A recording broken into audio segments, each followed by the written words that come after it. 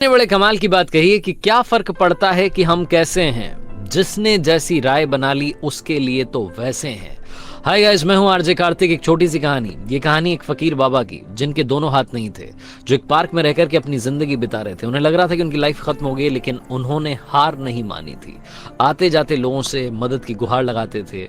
आते जाते लोग कुछ ना कुछ भीख में पैसे दे जाते थे।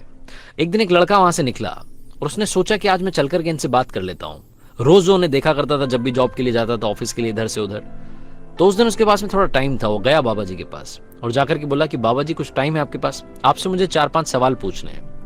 बाबा जी ने सोचा कि छोटा बच्चा है, लड़का है, मजाक करने आ गया होगा, हंसी उड़ाने आ गया होगा। उनके पास तो टाइम ही टाइम था। उन्होंने कहा कि बेटा पूछ लो, मैं तो फ्री हूं, मेरे पास तो टाइम ही टाइम है। तो इस लड़के ने पूछा कि बाबा जी, आपके दोनों हाथ नहीं है, आपको बुरा नहीं लगता? आपको नहीं लगता कि लाइफ में कुछ है नहीं आपके मतलब का? तो फकीर बाबा ने कहा कि नहीं, मुझे नहीं लगता। मुझे लगता है कि मेरी जिंदगी ठीक है। मुझे लगता है कि मेरी जिंदगी में सब कुछ है, सही है, ऊपर वाले ने ठीक दे रखा है। ऊपर वाले की रहमत पर जिंदा हूं, यही काफी है। फिर इस लड़के ने पूछा कि बाबा जी, एक बात बताइए, आपको भूख नहीं लगती? खाना कहां से आता है? लोग तो आपको पैसा वैसा देके चले जाते हैं, क्या करते हो उस पैसे का? तो इन्होंने कहा कि वो दूर आपको एक बंदा दिखाई दे रहा है जो पैसा मांगता है, भीख मांगता है, चपाती मांगता है।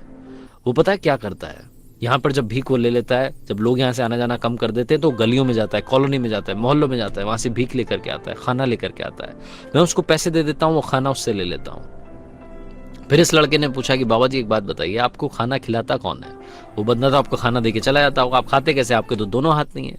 लड़का मजाक के मूड में था, मालूम नहीं क्या उसके दिमाग में था, एक के बाद एक सवाल पूछ रहा था। तो बाबा जी ने कहा कि बेटा, सही सवाल है, मुझे खाना खिलाता कौन है? मैं आते जाते लोगों को आवाज देता हूं कि ओ जाने वालों, ओ आने वालों, ऊपर वाला आपके दोनों हाथ सलामत रखे, मुझे बस खाना खिला के चले जाओ, रोटी खिला के चले जाओ।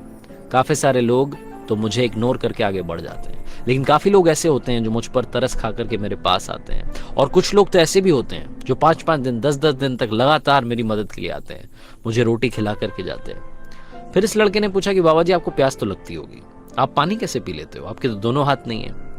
तो बाबा जी ने कहा कि बेटा, ये भी अच्छा सवाल है। मैं अपने पैरों से इस घड़े को नीचे गिरा देता हूं, प्याले में पानी भर जाता है और पशुओं की तरह पानी पी लेता हूं। फिर उस लड़के ने एक और सवाल किया कि आखिरी सवाल है बाबा जी, अगर आप जवाब दें, इस पार्क में मच्छर बहुत है, आपको काटते भी होंगे, आपको मतलब नींद कैसे आ जाती है?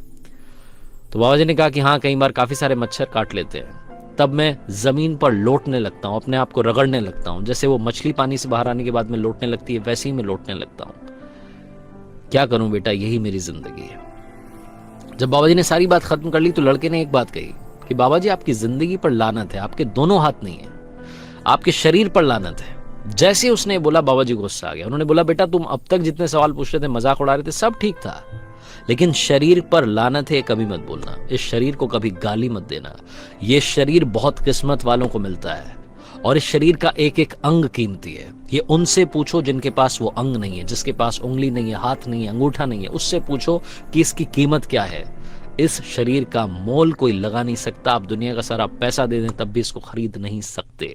कुछ लोग हैं जिनको ये शरीर मिला है, लेकिन वो उल्टे काम करते हैं, गलत काम करते हैं, लेकिन कुछ लोग ऐसे भी हैं जो इस शरीर का सही उपयोग कर रहे हैं। आपको ऊपर वाले ने ये शानदार शरीर दिया है, इसका सही इस्तेमाल कीजिए, सही उपयोग कीजिए, पूरी ताकत के साथ, मेहनत के साथ कर दिखाओ कुछ ऐसा कि दुनिया करना चाहे आपके जैसा। एक बात और आपसे बोलना चाहता हूं, लाइफ में अगर आपको लगता है कि आपने काफी कुछ अचीव कर लिया, आपको एक्स्ट्रा मिल गया है, तो वो एक्स्ट्रा कुछ लोगों के साथ में शेयर कीजिए जिनकी उसे जरूरत है।